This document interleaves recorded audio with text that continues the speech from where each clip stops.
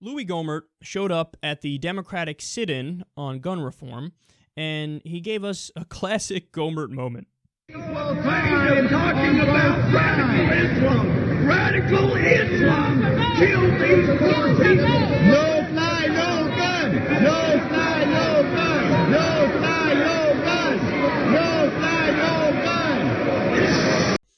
Okay, so to give you some background information on that, the Democrats decided we're going to do a sit-in. There were 4 gun reform proposals that were shot down. Shot down is not the right terminology. No pun intended there. They were slapped down.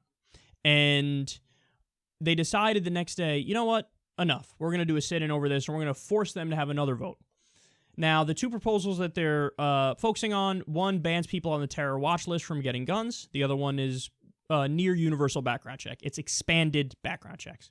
Now, you could argue over the finer details of them. Some people say, hey, the terror watch list is unconstitutional. There's no due process. It's filled with random people who are innocent.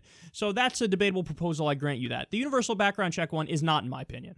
Okay, even a majority of Republicans are like, yeah, that's a no-brainer. Even a majority of NRA members are like, yeah, no-brainer.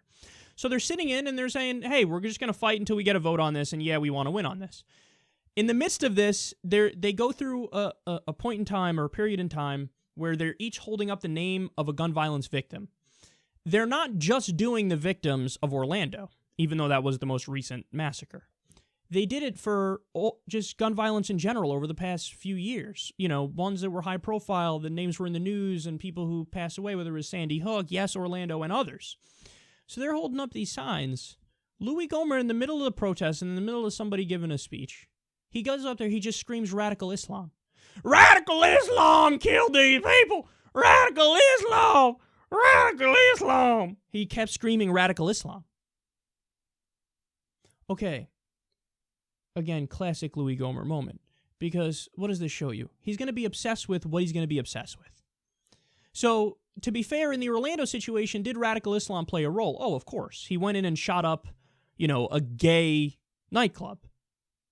I wonder where he got the idea that gays are bad. Well, his dad is a fundamentalist Muslim, and he implanted that in his head. So this guy had some same-sex attractions himself. So he was a self-loather based on the religion.